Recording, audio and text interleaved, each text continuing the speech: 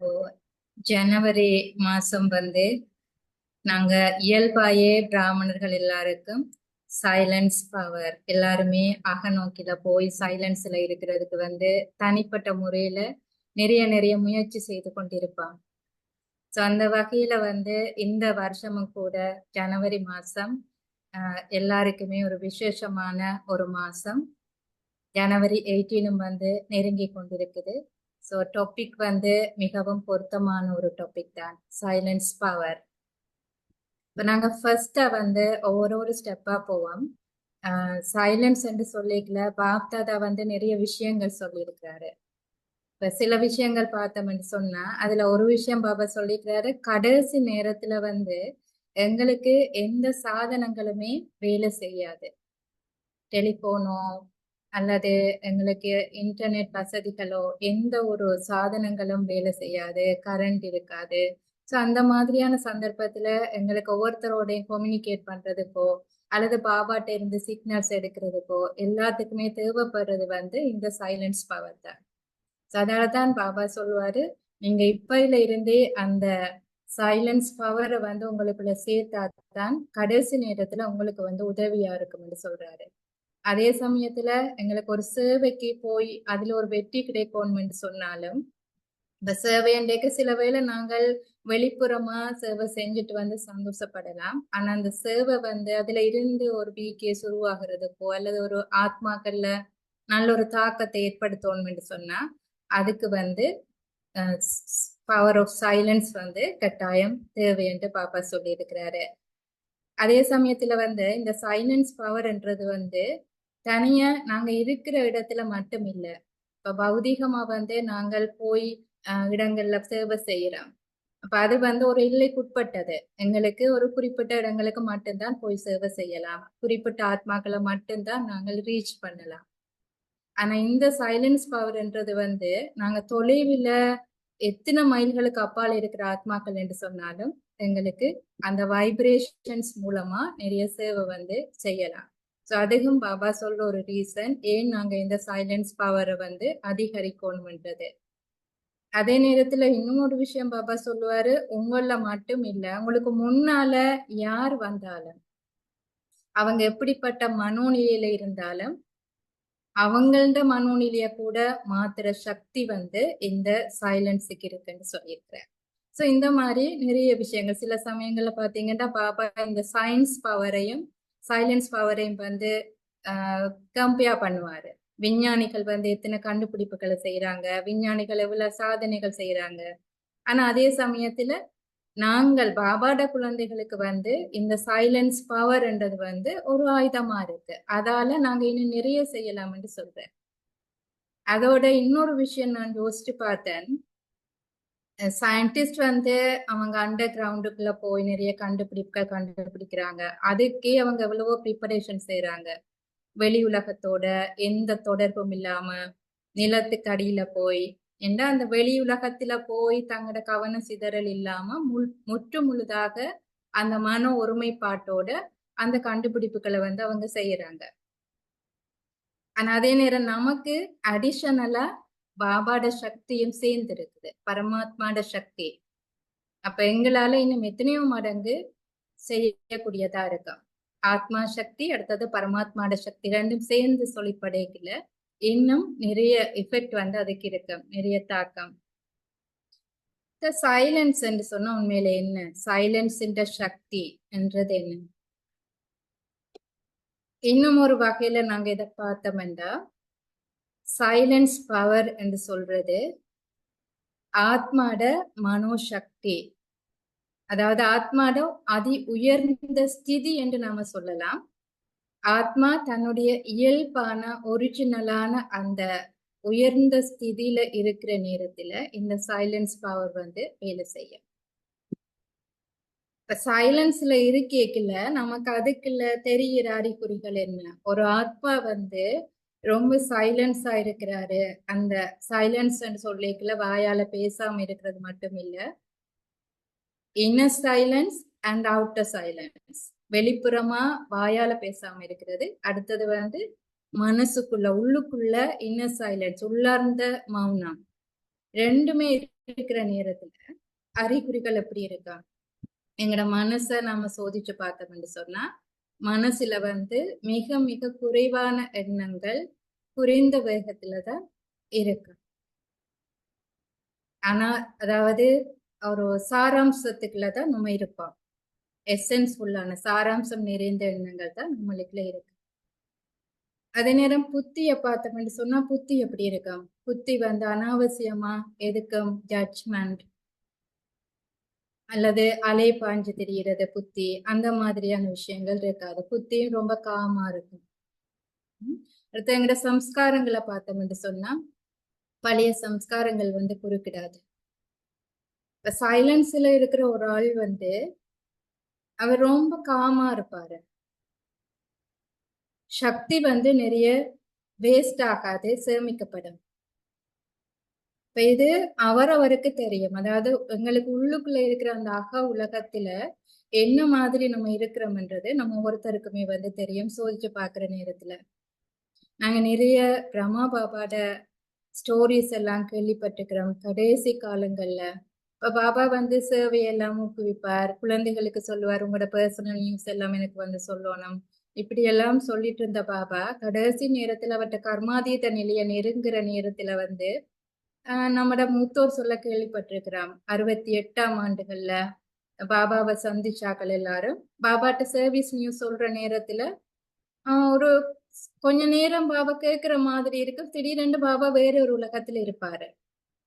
அதுக்கு பிறகு ஷேர் பண்ணி எல்லாம் முடிச்சா பிறகு பாபாட்ட கேட்டா பாபா அதுஇந்த சாராம்சத்தை சொல்லிட்டு இருப்பாரு. ஏன்னா பாபாக்கு என்ன தேவையோ அந்த சாராம்சத்தை எடுத்துக்கொள்வாரு.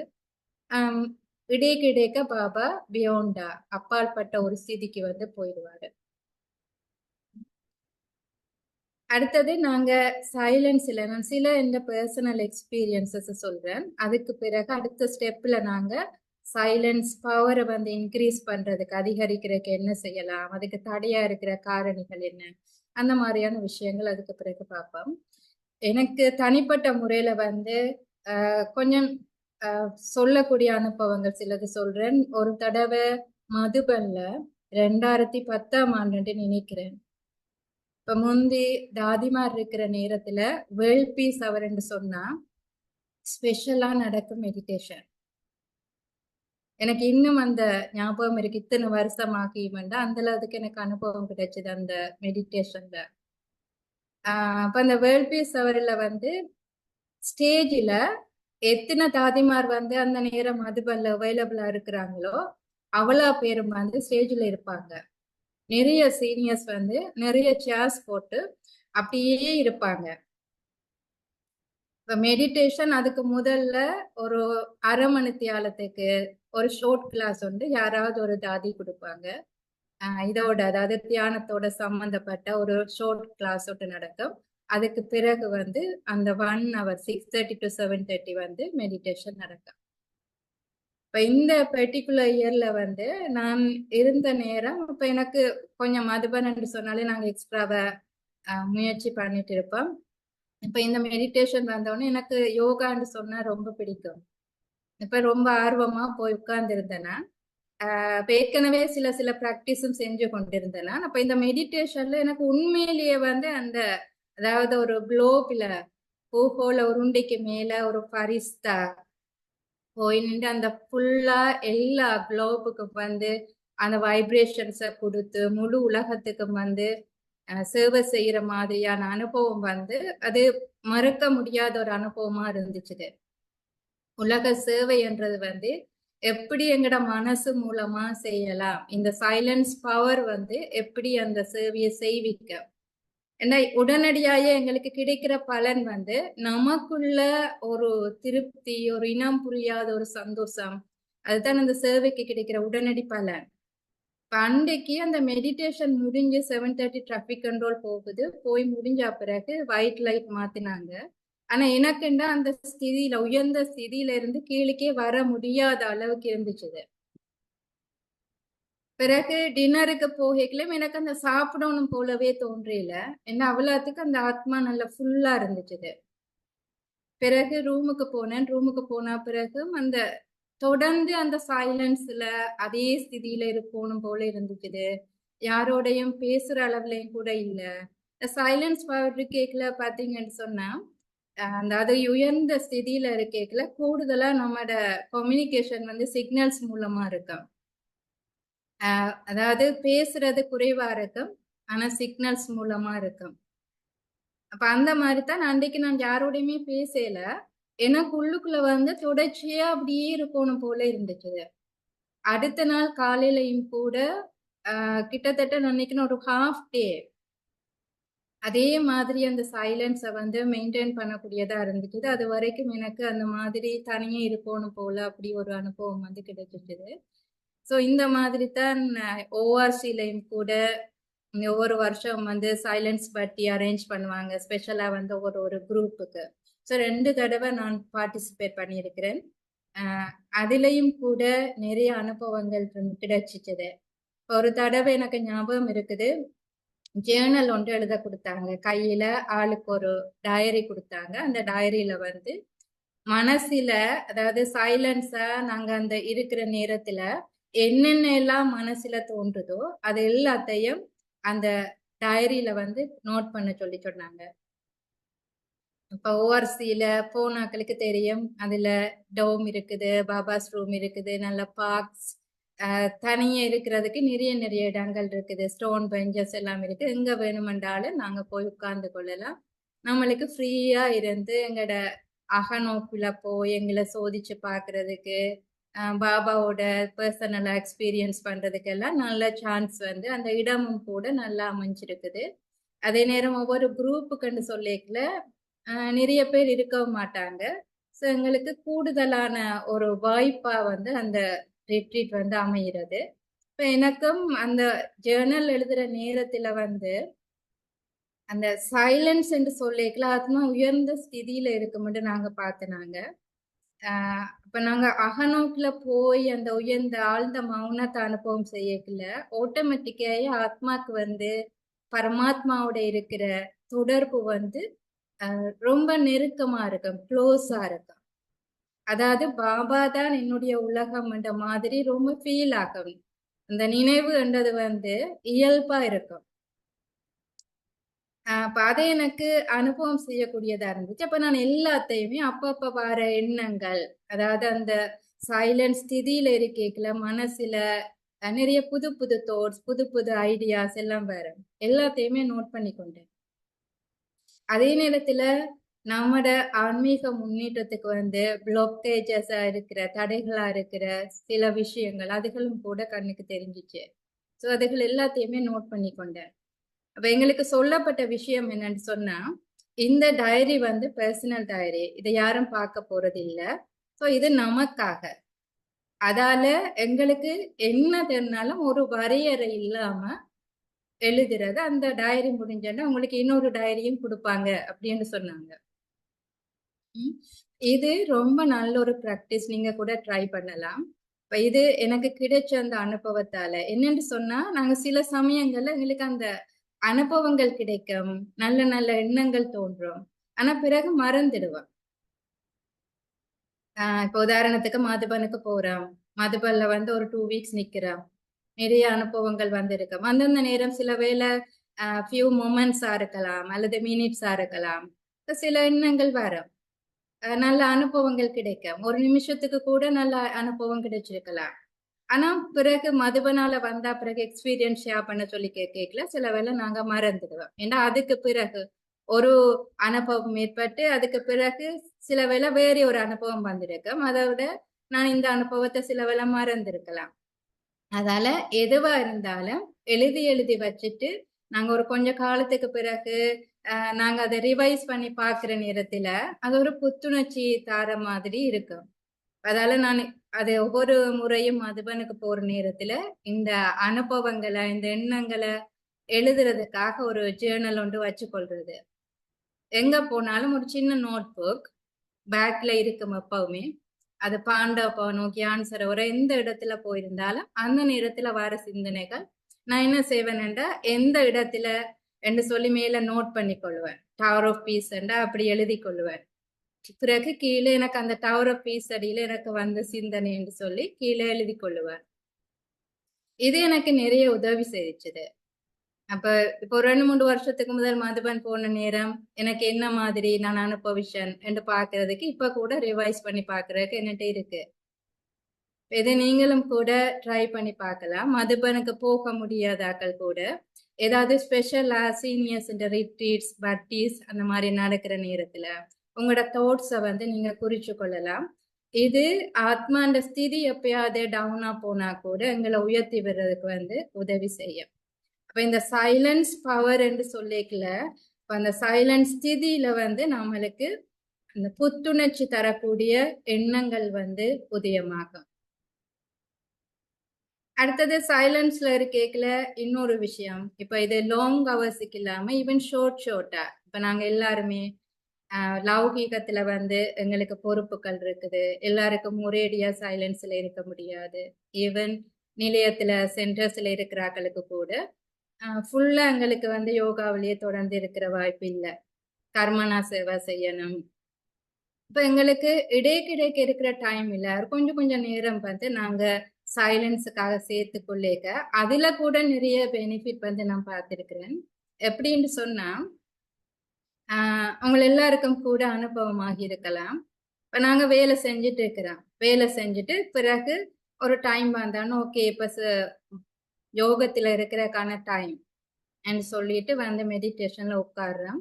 அந்த சத்தத்துக்குள்ள இருந்துட்டு சைலன்ஸுக்கு வந்து நீங்க சேர்ல உட்கார்ந்த உடனே உங்களோட மனசை அவதானிச்சு பாத்தீங்கன்னா எப்படி இருக்கும்.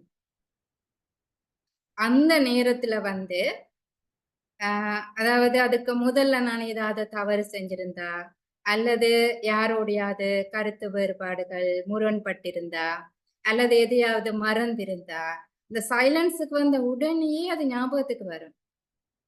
எல்லாருக்கும் இது அனுபவம் இருக்கும்னு நினைக்கிறேன். ஏன்னா இந்த சைலன்ஸ்ன்றது வந்து ஆத்மாட ஸ்திதிய காட்டுற ஒரு கண்ணாடி, மிரர். அதுக்கு முதல்ல என்ன ஸ்திதியில நான் இருந்தேன்றத இந்த காட்டி கொடுக்குற சக்தி வந்து இந்த சைலன்ஸுக்கு இருக்குது. சில வேளை அடுப்பு ஆஃப் பண்ண மறந்துட்டான்னு கூட வந்து உட்கார்ந்த உடனே சைலன்ஸ்ல இருக்கேக்கதான் அது ஞாபகம் வரும். ஏன்னா நாங்க புறநோக்கில இருக்கிற நேரத்துல வந்து நம்மளோட சக்தி நிறைய விரயமாகிறது. எங்களோட கவனம் வந்து அங்க இங்க சிதறி போறது, ஒருமுகப்பட்டிருக்காது. சைலன்ஸுக்கு போக ஆட்டோமேட்டிக்கா என்ன நடக்குது, எங்களோட மனசு புத்தி எல்லாம் கொஞ்சம் காம் ஆக்குற நேரத்துல இந்த மாதிரி உள்ளுக்குள்ள இருக்கிற இதுகள் வந்து வெளிப்படும். கண்ணாடி மாதிரி என்னுடைய பிம்பத்தை வந்து அப்படியே காட்டி கொடுப்போம். அப்ப இது வந்து நாங்கள் ஆன்மீக முன்னேற்றத்துக்கு இந்த ஒரு சைலன்ஸ் அபிலிட்டியை வந்து நாங்க எப்படி பயன்படுத்தலாம்டா, இந்த கண்ணாடியில என்னுடைய உண்மையான உருவத்தை நான் பார்க்கிற நேரத்துல என்னட்ட இருக்கிற பிளஸ் மைனஸ் என்னால கண்டுபிடிக்கிறது, செல்ஃப் ரிஃப்ளெக்ஷனுக்கு வந்து இது உதவி செய்யும். ஓகே, உதாரணத்துக்கு வந்து இப்ப நான் சைலன்ஸ்ல இருக்கிற நேரத்துல இதுக்கு முதல்ல நடந்த ஒரு பிரச்சனை, ஃபார் எக்ஸாம்பிள் ஒரு ஆளோட வந்து எனக்கு கன்ஃபிளிக்ட் ஆகிட்டுது. நான் இப்ப யோகால உட்கார்றதுக்கு நான் வந்து என்னை தயார்படுத்திட்டு இருக்கிறேன். சைலன்ஸுக்கு போன உடனே அந்த ஞாபகம் வருது, அல்லது பாபா ரூம்ல போய் உட்கார்றேன், இந்த ஞாபகம் வருது. அப்ப எனக்கு கண்டுபிடிக்கலாம் இது வந்து எங்கேயோ ஒரு மூலையில ரெக்கார்ட் ஆகிற காலமா என்ன பாதிச்சிருக்குது, அதாலதான் இப்ப எனக்கு ஞாபகத்துக்கு வருது. இப்ப இந்த மாதிரி தான் எங்கெங்க எங்களுக்கு பற்று இருக்குதோ எல்லாமே கண்டுபிடிக்கலாம் ஈஸியா சைலன்ஸ்ல இருக்கிற நேரத்துல. அதால என்ன மாற்றணும்னு சொல்லி ஒரு விருப்பம் இருக்குமா இருந்தா இந்த கொஞ்சம் டைமை வந்து நாங்க பர்சனலா எங்களுக்காக ஒதுக்கலாம். இதுக்காகத்தான் நம்மட மூத்தோர்கள் சொல்லுவாங்க, பாபா கூட சொல்லுவாரு, அந்தர்முகி ஸ்டேஜ். அதாவது அடிக்கடி ஏகாந்தத்துல இருந்து அகநோக்குக்கு போற பயிற்சி வந்து நமக்கு அவசியம்.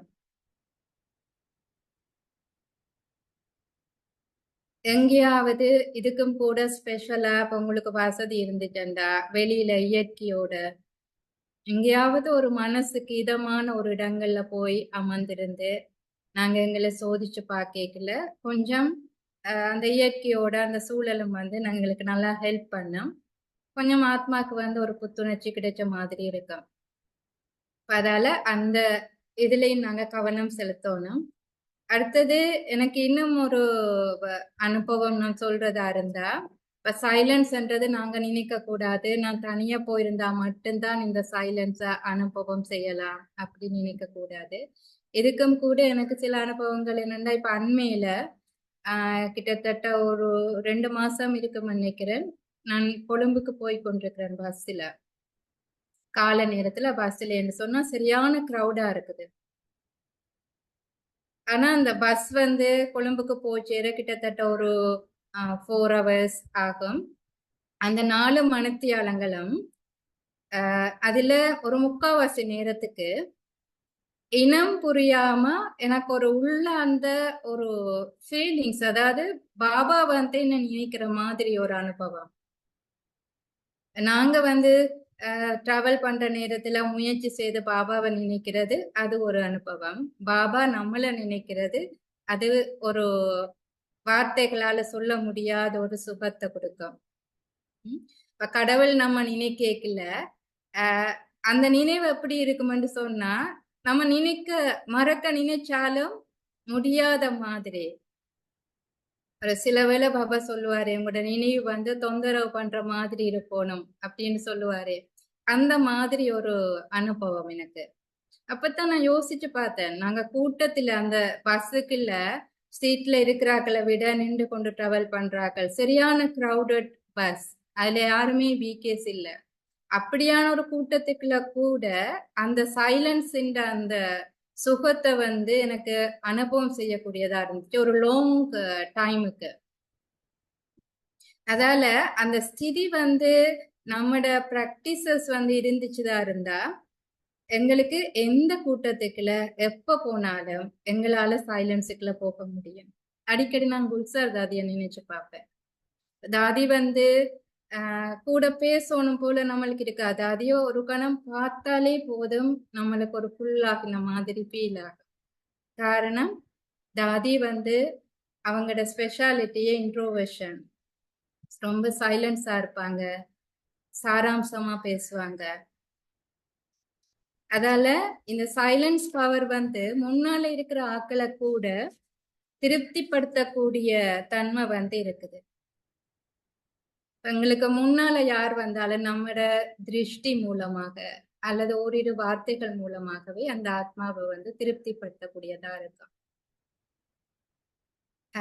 அடுத்தது வந்து இந்த சைலன்ஸ் பவர் நாங்கள் கூடுதலா அனுபவிப்போம் என்று சொன்னா, இப்ப தொடர்ச்சியான பர்த்டேஸ் மேபி இப்ப சென்டர்ஸால சில வேலை 21 நாள் பர்த்டே அல்லது ஈவன் நீங்க பர்சனலா கூட உங்களுக்காக கிரியேட் பண்ணிக்கொள்ளலாம் 40 நாட்கள் அல்லது 108 ஹவர்ஸ் அந்த மாதிரி நாங்க பிளான் பண்ணி அப்படி தொடர்ச்சியா ஒரு குறிப்பிட்ட நாளுக்கு குறிப்பிட்ட சில இலக்க எய்ம் பண்ணி நாங்க அந்த பார்ட்டி செய்யற நேரத்துல இந்த சைலன்ஸ் ஆழமான தன்மை வந்து அனுபவம் செய்யக்கூடியதா இருக்கு. இப்ப இது கூட எனக்கு நிறைய அனுபவங்கள் இருக்குது.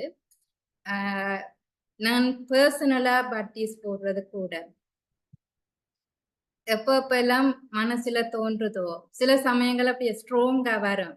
21 நாள் பார்ட்டி செய்வான் அல்லது 21 மணித்தியாலங்கள் செய்வான். அந்த மாதிரி சில சமயங்கள்ல தோன்றும். அப்படி இருக்கல நான் அவதானிச்சது என்னண்டா, ஃபுல்லா போக்கஸ் பண்ணி இருக்கிற நேரத்துல நம்மளுக்கு ஏதோ ஒரு கட்டத்துல அந்த டீப் சைலன்ஸ் வந்து எக்ஸ்பீரியன்ஸ் பண்ணக்கூடியதா இருக்கு. அந்த நேரத்துல சுத்தி வர என்ன நடந்தாலும் தெரியாத மாதிரி அப்படியே இருக்கணும் போல இருக்கும். அந்த ஆத்மாக்கு அந்த மாதிரியான அனுபவம் வந்து நிச்சயமா தேவை. அது எங்களோட ஆன்மீக முன்னேற்றத்துக்கு வந்து நிறைய உதவி செய்யும். இப்ப கூட நாங்க ஸ்ரீலங்காவில 21 நாள் பட்டி போய் கொண்டிருக்குது. இந்த முறை நாங்க கொஞ்சம் வித்தியாசமா செய்வோம்னு யோசிச்சோம். இப்ப மன்சா சேவான்னு சொல்லிக்கல, மன்சா சேவாக்கான அடிப்படையே சைலன்ஸ் பவர் தான். அதுதான் சேவை செய்ய போது உலகம் முழுக்க.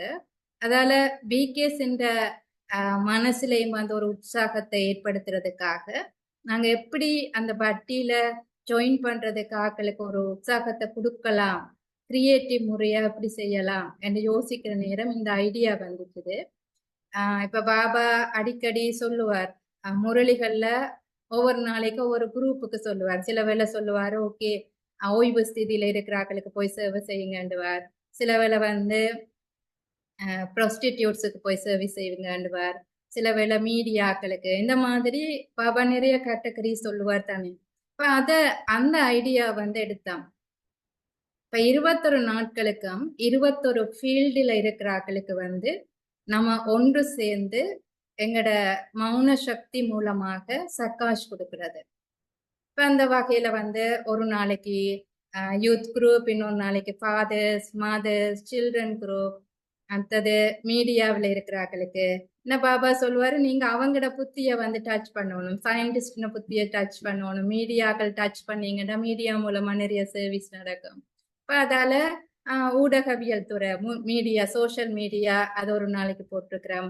மற்றது பிரிசன்ஸ்ல இருக்கிறார்கள், அவங்களுக்கு ஒரு சுயமரியாதையை கொடுக்கறதுக்கும் தன்னம்பிக்கையை கொடுக்கறதுக்கும் அவங்களோட எதிர்காலம் வந்து நல்லா அமையறதுக்காக அது பிரிசன் ஆக்களுக்கு. அதே நேரம் பிரிசனர்ஸை விட பிரிசன்ல இருக்கிற ஸ்டாஃப், அதுல பணிபுரிகிற ஆக்கள், அப்ப ஒரு நாளைக்கு அதுக்கு அலோகேட் பண்ணினேன். அடுத்தது இப்ப ஒரு மெடிக்கல் ஃபீல்டுன்னு சொல்லிக்கல, டாக்டர்ஸ், நர்ஸ்மார், ஈவன் அந்த ஹாஸ்பிட்டல்ல வந்து மைனர் ஸ்டாஃபா இருக்கிறார்கள், பேஷண்ட்ஸா இருக்கிறார்கள்.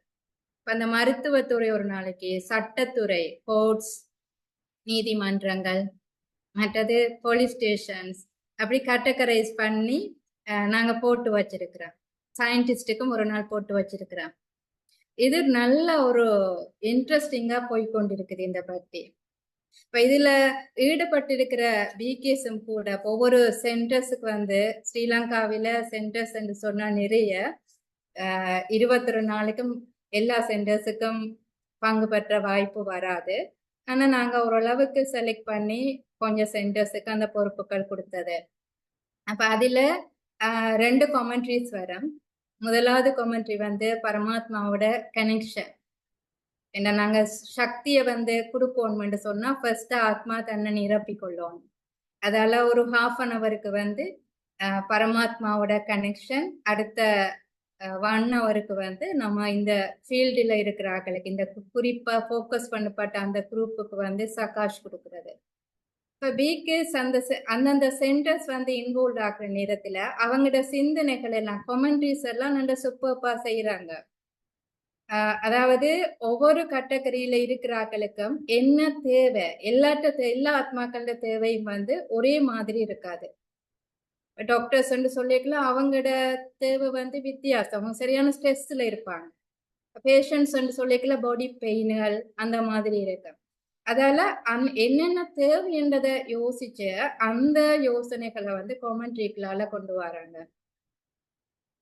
அப்ப அதுல எல்லாரும் வந்து அந்த தாட்ஸோட கமெண்ட்ரியோட சப்போர்ட்டோட சில விஷுவல்ஸையும் போட்டு நாங்க மெடிடேஷன் செய்யக்கல, இது ஒரு கிரியேட்டிவா வந்து ஒரு நல்ல ஒரு அனுபவத்தை வந்து கொடுக்கக்கூடியதா இருக்கு. ஏன் நான் இதை ஷேர் பண்றேன்டா, நீங்க கூட ஈவன் தனிப்பட்ட முறையில செய்யறதா இருந்தாலும் மன்சா சேவைக்காக நாங்க கட்டாயம் வந்து ஒரு டைம் ஒதுக்கணும். ஏன்னா மட்டாக்களுக்கு சேவை செய்யற நேரத்துல ஆட்டோமேட்டிக்கா சுய சேவையும் நடக்கும். ஏன்னா நான் நிரம்பி இருந்தா தான் மட்டாக்களுக்கு கொடுக்கலாம். இப்ப நல்ல எண்ணங்களை வந்து நான் எனக்குள்ளையும் வந்து விருத்தி செய்து கொள்ளுவேன். அதே நேரத்துல வந்து இன்னும் ஒரு விதத்துல இது உதவி செய்யும். என்னன்னு சொன்னா, எங்கள் மூலமா எந்தெந்த ஆத்மாக்களுக்கு அந்த வைப்ரேஷன் போய் சேருதோ அந்த ஆத்மாக்கள்கிட்ட இருந்தே கிடைக்கிற அந்த ஆசீர்வாதங்கள் வந்து எனக்கு ஒரு புண்ணிய கணக்கா சேரும். அந்த ஆசீர்வாதங்களோட கணக்குல வந்து நான் அப்படியே தொடர்ந்து சேர்த்து கொண்டே இருப்பேன். அதால எப்படி மனம் மூலம் சேவை செய்யறது, மனசா சேவைண்ட என்ன அப்படின்னு யோசிக்கிறார்கள் புதுசா இருக்கிறார்களா இருந்தா நீங்க எப்படி ட்ரை பண்ணி பார்க்கலாம். உங்களோட கண்ட்ரியில உங்களுக்கு என்னென்ன மாதிரி மனசுல தோன்றுதோ குரூப்பா நீங்க குறிப்பிட்ட டைம், அதே நேரத்துல பஞ்ச தத்துவங்களுக்கு சேவை பண்றதை நம்ம மறந்துடக்கூடாது. ஒவ்வொரு நாளும் கொஞ்சம் கொஞ்சம் நேரம். இன்றைக்கு உலகத்துல வந்து நிறைய கேள்விப்படுறேன், ஒவ்வொரு தத்துவங்களும் வந்து எப்படி அனர்த்தங்கள் நடக்குது, பூகம்பங்களோ புயல்களோ நிறைய விஷயங்கள் நடந்து கொண்டிருக்குது. ஈவன் யுத்தங்கள், இந்த யுத்தத்தின் தாக்கம் எத்தனை ஆயிரம் மக்கள் வந்து அதால சஃபர் பண்ணி கொண்டிருக்கிறாங்க. எத்தனை இடங்கள்ல வந்து இப்ப நிறைய கண்ட்ரீஸ்ல பொருளாதார நெருக்கடிகள், எக்கனாமிக்கல் கிரைசிஸ் எல்லாம் இருக்குது. ஸோ அதால நாங்க கொஞ்சம் கொஞ்சம் இந்த மாதிரி சைலன்ஸ் பவரை யூஸ் பண்ணி மனம் மூலமா எங்கட சகோதர ஆத்மாக்களுக்கு வந்து உதவி செய்யற சேவையையும் நாங்கள் அந்த ப்ராக்டிஸையும் வந்து கொஞ்ச நேரம் நாங்க டெய்லி செய்து கொள்றது வந்து நல்லது. அப்ப சைலன்ஸ் என்று சொல்லிக்கல நாங்க அதுக்கு தடையா இருக்கிற காரணங்களை இப்ப பார்ப்போம். உதாரணத்துக்கு பாத்தீங்கன்னு சொன்னேன், சைலன்ஸ் என்று சொல்லிக்கல நிசப்தம், எந்த சத்தமும் இல்லாத நிலை. அதுக்கு தடையா இருக்கக்கூடியது என்ன? அதுக்கு ஆப்போசிட் சத்தம். அந்த சத்தத்தை எழுப்பக்கூடிய காரணிகளை வந்து நான் கண்டுபிடிக்கணும். ஏற்கனவே நான் சொன்ன மாதிரி அகநோக்கில போயிருந்து எந்த மனசுக்குள்ள வெளிக்காரணிகள் நமக்கு தெரியும். ஆனா உள்ளுக்குள்ள இருக்கிற அந்த உள்ளுக்குள்ள இருந்து வர இன்னர் வாய்ஸ், இன்னர் நாய்ஸ், உள்ள அந்த சத்தத்தை உருவாக்கக்கூடிய காரணிகளை வந்து நாங்க கண்டுபிடிக்கணும். இதுதான் இன்னர் ஜேர்னி. அதாவது ஆத்மா வந்து அகநோக்கில போய் தனக்குள்ள என்ன நடந்து கொண்டிருக்குது என்றதை வந்து கண்டுபிடிக்கணும்.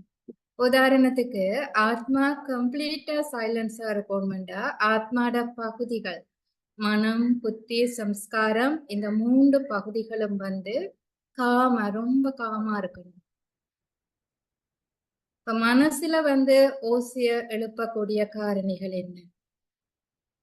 இப்ப மனசுல வந்து எப்படி என்ன வடிவத்துல இந்த ஓசை வரும்?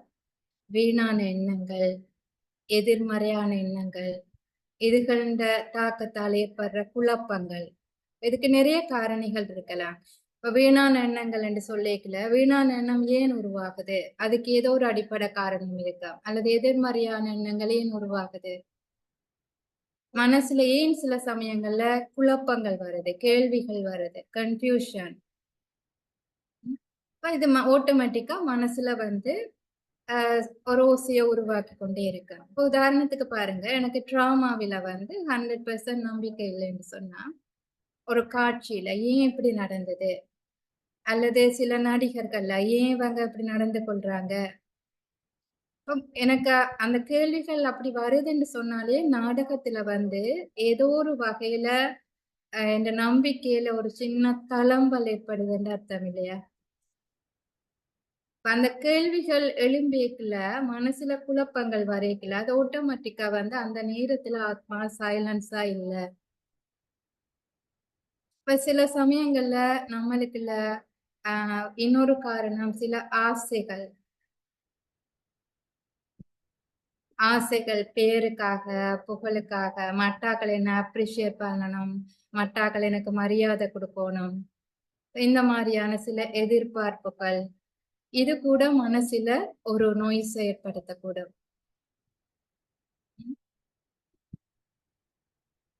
சரி, மனசுல வந்து இந்த மாதிரியான நோய்ஸ் வருது. மற்றது சில வேளை பாப்பா சொல்லுவாரு பரமத், பரச்சிந்தன், பரதர்ஷன், பரமத். இப்ப பாபா சொல்லுவாரு நீ மட்டாக்களை பாக்குறது, மட்டாக்களை பற்றி சிந்திக்கிறது, மட்டாக்கள் சொல்றது கேட்கறது, மட்டாக்கள் கட்டளைப்படி நடக்கிறது, இது கூட மனசுல ஒரு ஓசையை ஏற்படுத்தும். இப்படி பல காரணங்கள் இருக்குது.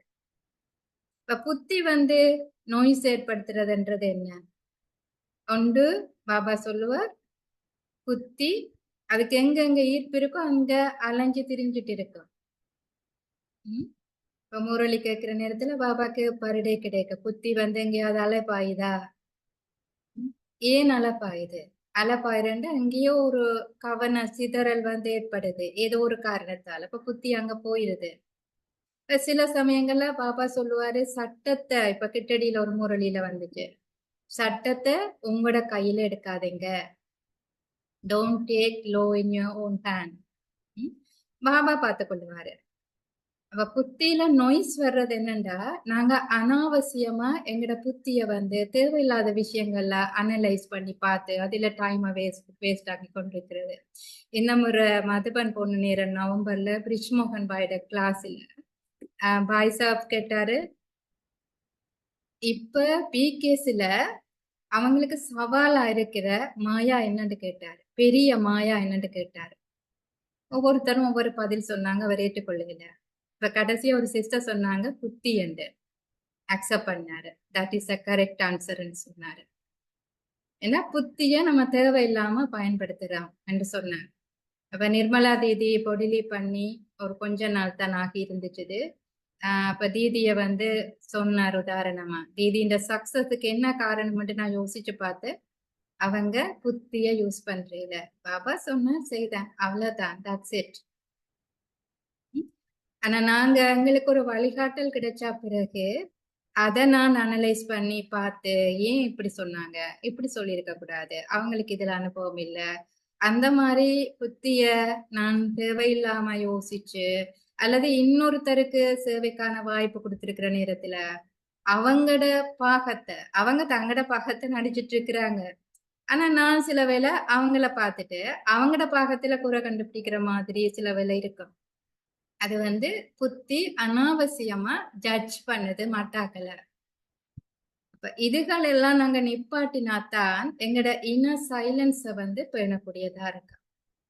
இப்ப முதலாவது மனம் காமா இருக்கணும், அடுத்தது புத்திய நான் சைலன்ஸ் படுத்துறேன், அடுத்தது சம்ஸ்காரங்கள். சம்ஸ்காரங்க நாய்ஸ் எப்படி வரும், என்னுடைய பழைய சம்ஸ்காரங்கள் வந்து மிக்ஸ்ட் ஆகிக்கல தான் இந்த சம்ஸ்காரில் வந்து வர நாய்ஸஸ்.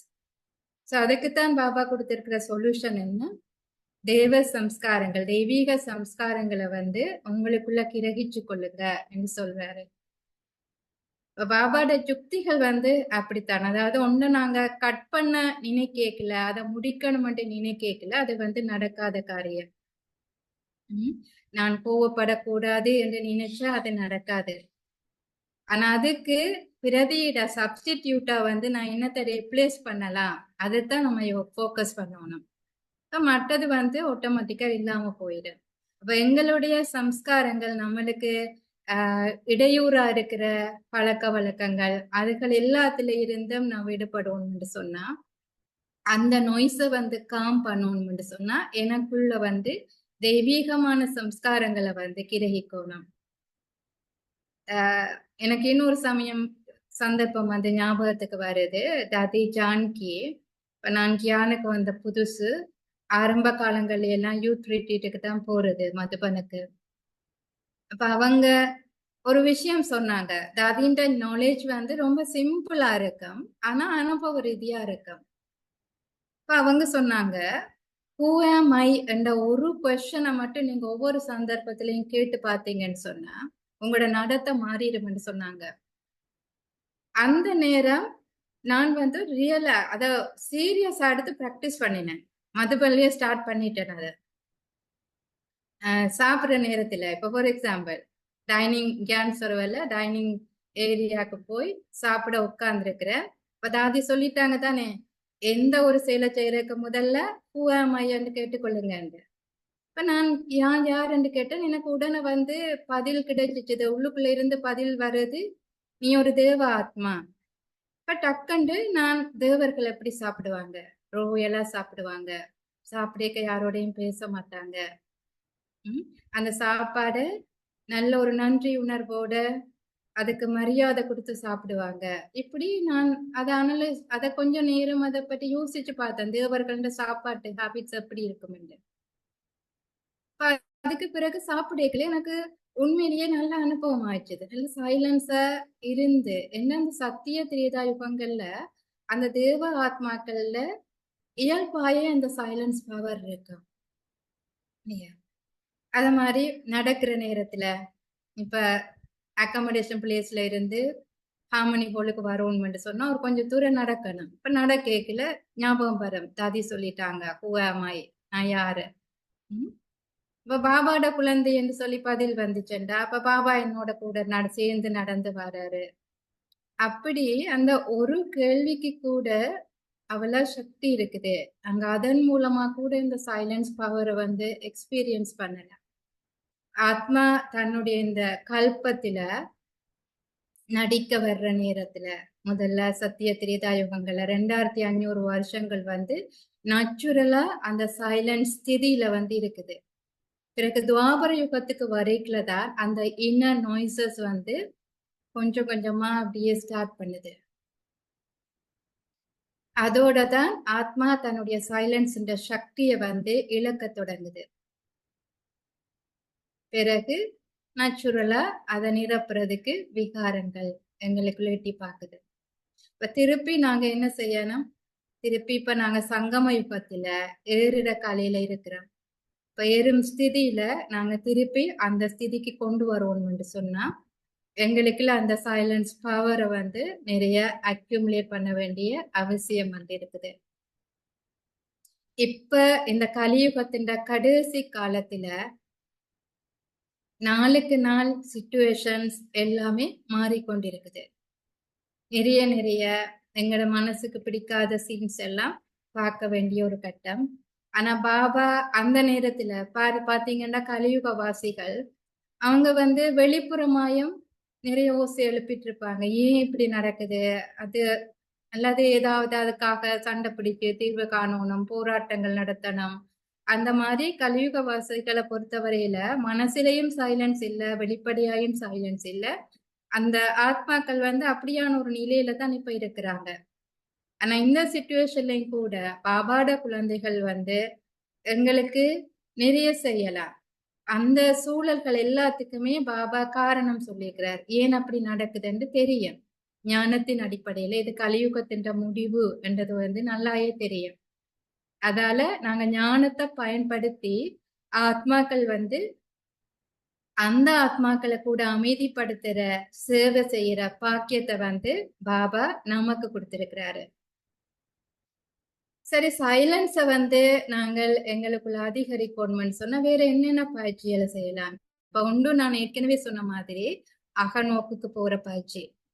அடுத்தது இன்னொன்று எங்களுக்கு உதவி செய்யும் என்னண்டா, இப்ப நான் சொன்னதோட கனெக்ட் பண்ணி பாத்தீங்கன்னா ஒரு ஞானி ஆத்மாவால தான் மனசையும் புத்தியையும் வந்து சைலன்ஸ் படுத்த முடியும். ஏன்னா நம்மளுக்கு இப்ப உதாரணத்துக்கு எனக்கு வருத்தம் வந்துட்டேன்டா, வலிக்குது, உடம்பு வலிக்குது, அந்த மாதிரி நான் அந்த சிந்தனைகள் உடம்பிலேயே அப்படியே போயிட்டேன்டா, சரீர உணர்வுக்கு போயிட்டேன்னு சொன்னா சைலன்ஸ் இருக்காது. இதுக்குத்தான் ஒரு நல்ல ஒரு உதாரணம் அம்மா. அம்மாக்கு வந்து கேன்சர் ஸ்ப்ரெட் ஆகி இருக்கிற நேரத்துல போய் கேட்டாங்களாம், மாமா இப்ப கடைசி கட்டத்துக்கு வந்துட்டீங்க, இன்னும் ஒரு 2 மாசம் தான் இருக்க போறீங்க.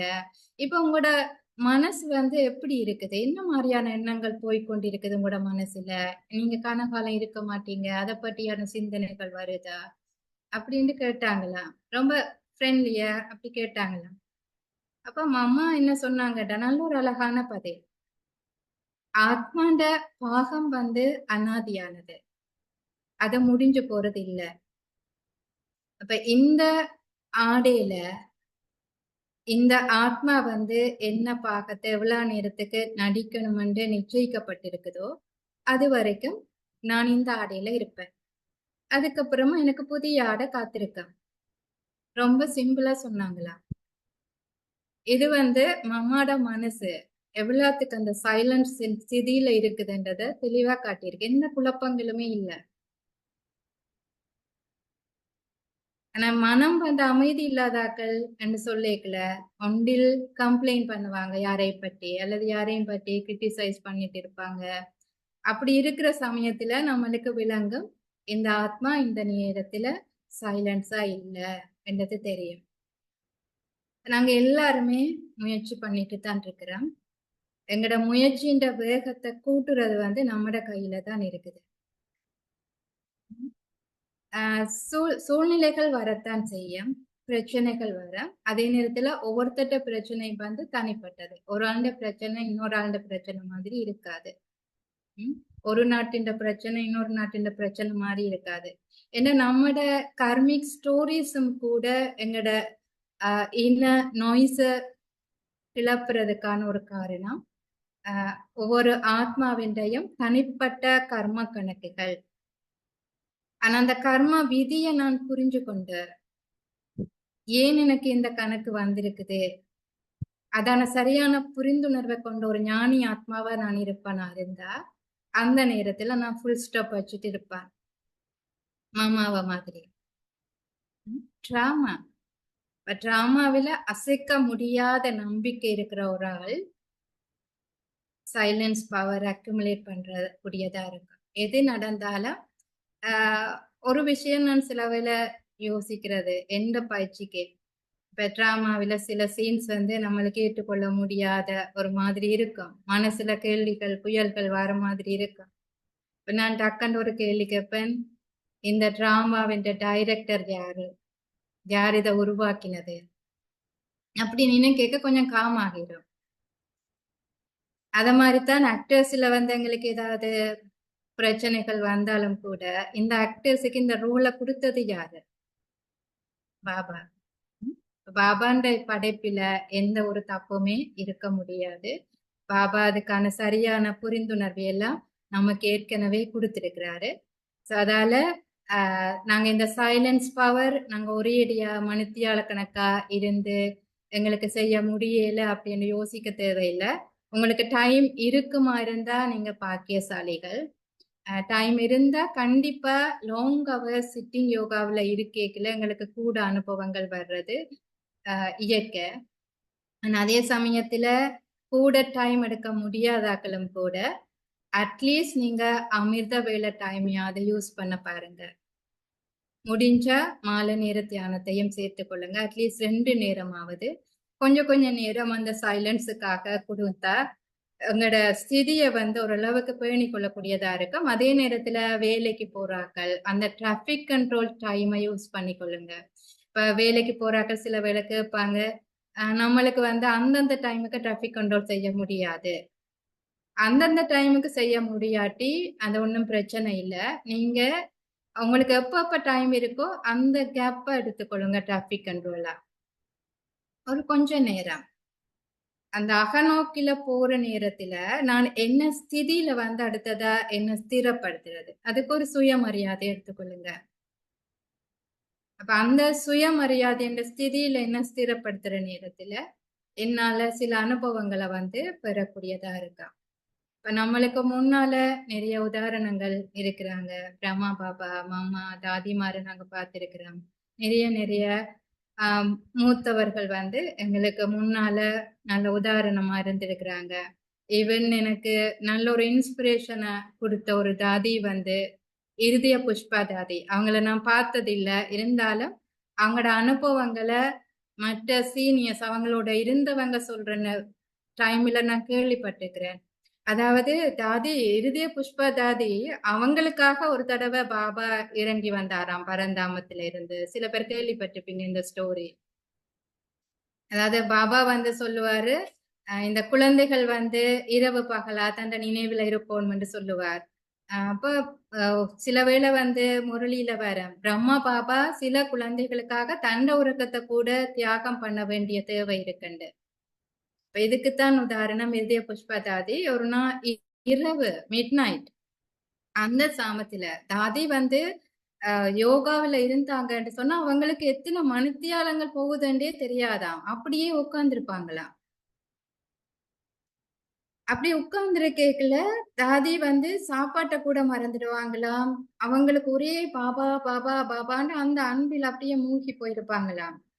அப்ப பிரம்மா பாபா தூங்கிட்டு இருக்கிறாரு.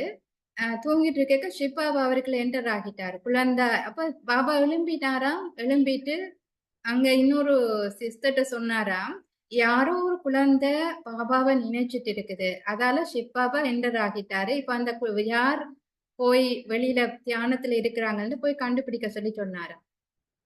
அப்ப அந்த சிஸ்டர்ஸ் அந்த ஹாஸ்டலுக்குள்ள எல்லா இடமும் போய் தேடினா இருதய புஷ்பா தாதி ஒரு இடத்துல உட்கார்ந்துருந்து அப்படியே பாபாட நினைவுல மூழ்கி போயிருக்கிறாங்களா.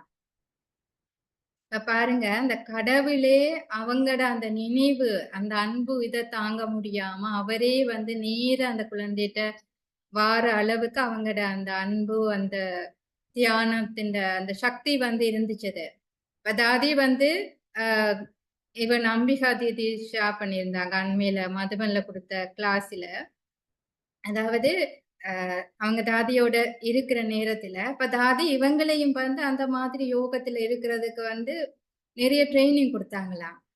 ஒரு தடவை இவங்க இரவு யோகா பத்தியில இருக்கிறாங்களாம். இருந்த பிறகு காலையில ஒரு 2 2:30 ஆகிட்டுதாம். அந்த மாதிரி அவ்வளோ நேரமும் யோகா தொடர்ச்சியா. ஏன்னா அஹ், இருதய புஷ்பா தாதிக்கு வந்து அவங்களுக்கு ஒரு மணிக்கணக்கு நேரம் போறதெல்லாம் தெரியாது. அவங்க அதே ஸ்திதியில இருப்பாங்க. இவங்களும் அவங்களோட சேர்ந்து உட்கார்ந்து இருக்கிறாங்க.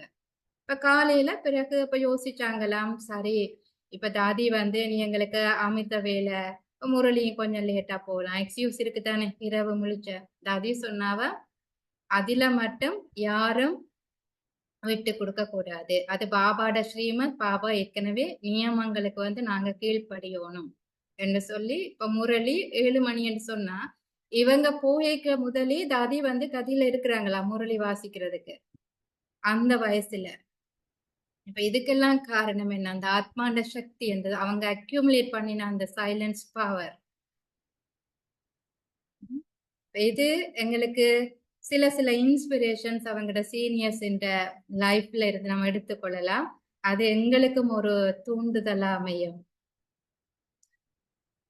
டைம் சரி என்று நினைக்கிறேன். ஒரு மெடிடேஷன் கொமெண்ட்ரி ஏதாவது கொடுக்கலாம். அதுக்கிடையில யாரும் எதுவும் சொல்லணுமா, கேள்வி கேட்கணுமா? இல்லாட்டி நான் ஒரு கொமெண்ட்ரி மாதிரி கொடுக்குறேன். யாருக்கு மேலும் கேள்வி இருந்தா கேளுங்க, கேட்கலாம்.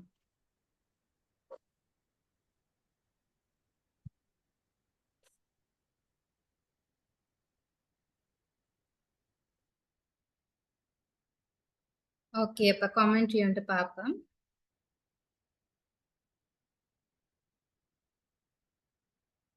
ஓம் சாந்தி.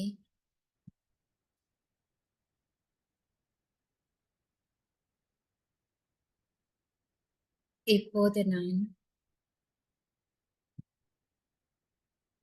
ஆத்மா கடந்து வந்த பாதைகளை நினைத்து பார்க்கின்றேன்.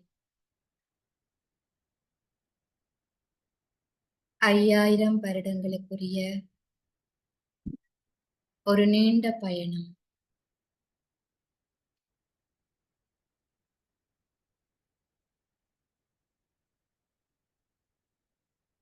பரந்தாமத்திலே மௌன கோபுரமாக திகழ்கின்ற என் இனிய வீட்டிலே ஆத்மாவாகிய நான்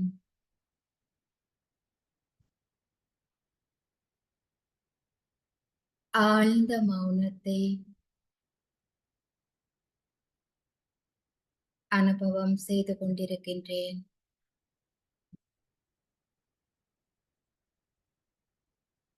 பரந்தாமத்திலே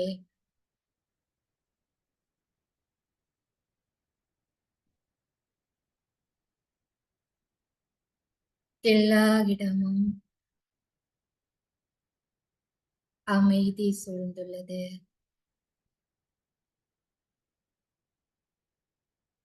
அமைதி கடலான பாபா என் அருகாமையில் இருக்கின்றார்.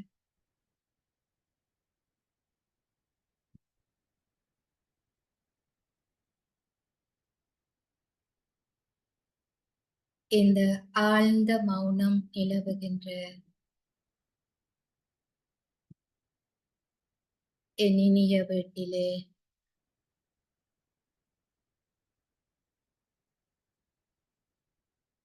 அனாதியான குணங்களாலும் சக்திகளாலும் நிறைந்து ஒரு சம்பூர்ணமான நிலையை அனுபவம் செய்து கொண்டிருக்கின்றேன்.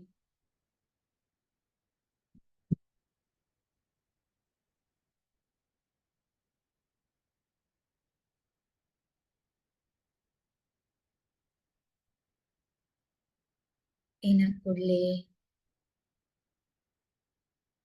ஓர் இனம் புரியாத சுகம்,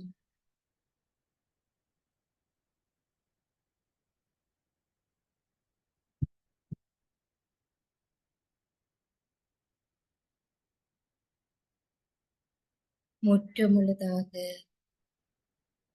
நிரம்பிய ஒரு நிலை.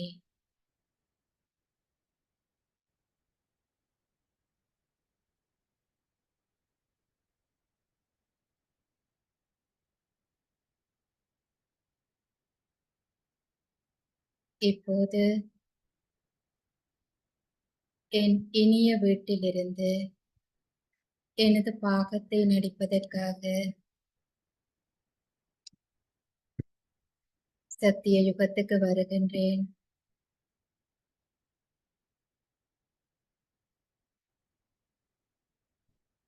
இங்கும் கூட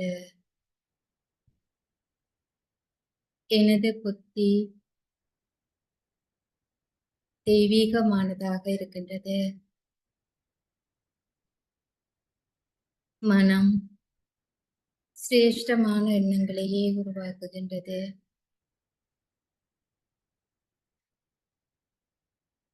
மனமும் புத்தியும்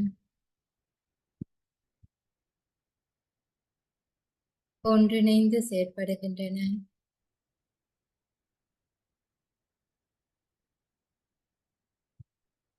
இரண்டாயிரத்தி 500 வருடங்களுக்கு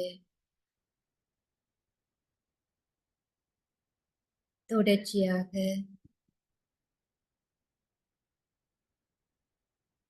இயல்பான மௌனத்தை அனுபவம் செய்கின்றேன்.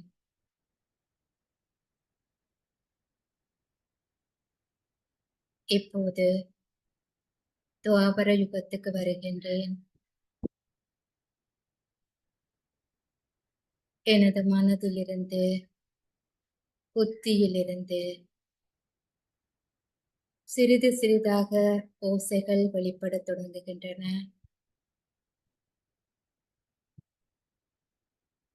குழப்பங்கள், கேள்விகள், முரண்பாடுகள்,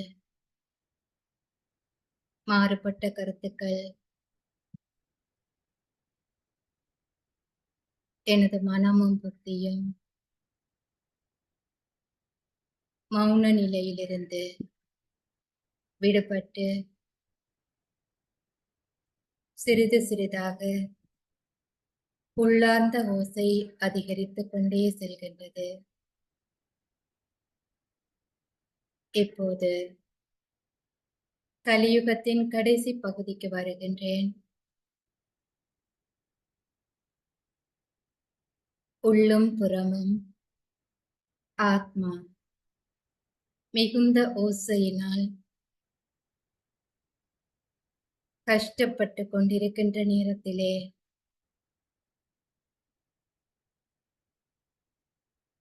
எனது தந்தையாகிய பரமாத்மா கீழிறங்கி வருகின்றார்.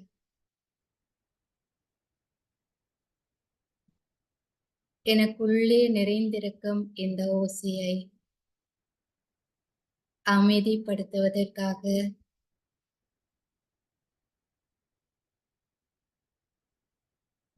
ஞானத்தை கொடுக்கின்றார்.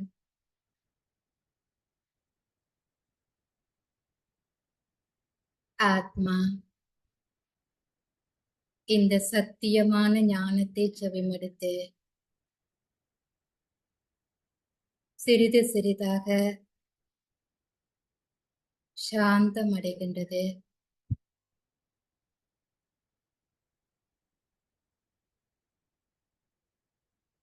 மனதில் இருந்த குழப்பங்கள் தீர்வுகளாக மாறுகின்றன. பிரச்சனைகளுக்கு முற்றுப்புள்ளி கிடைக்கின்றது. அனைத்துக்குமான கேள்விகளுக்கு பதில் கிடைத்துவிட்டது. இதனால் ஆத்மா சிறிது சிறிதாக தனது இயல்பான நிலைக்கு திரும்புகின்றது.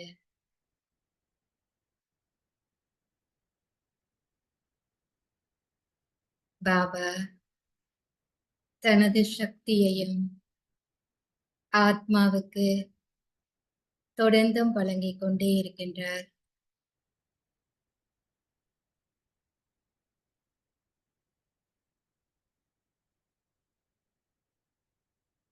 இந்த சக்தியால் ஆத்மா வலிமை பெறுகின்றது.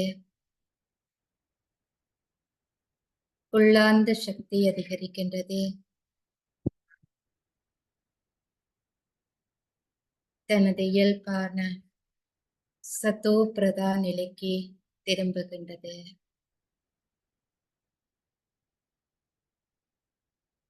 நான் பரமாத்மாவின் குழந்தை. என்னுடைய சத்தோ பிரதா நிலையில் என்னை பார்க்கின்றேன். பாபாவுக்கு சமனான சம்பூரணமான நிலை.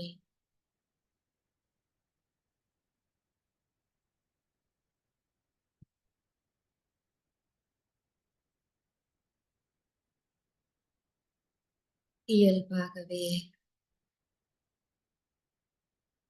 இந்த அதி உயர்ந்த ஸ்திதியிலே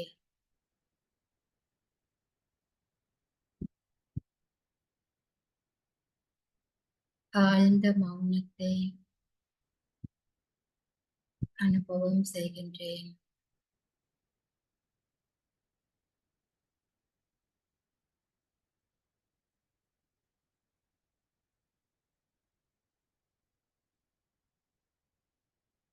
நான்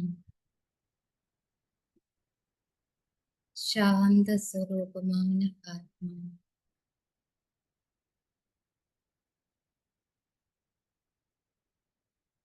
நான் ஒரு அமைதி கோபுரம்.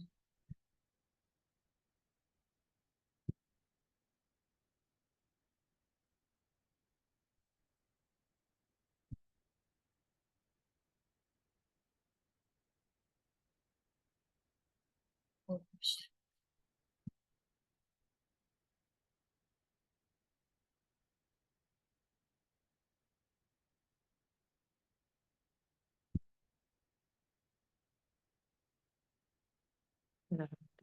நன்றி sister.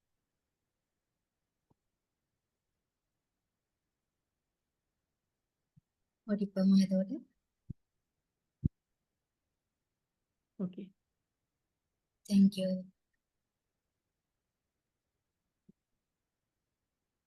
Thank you, Om Shanti. Thank you.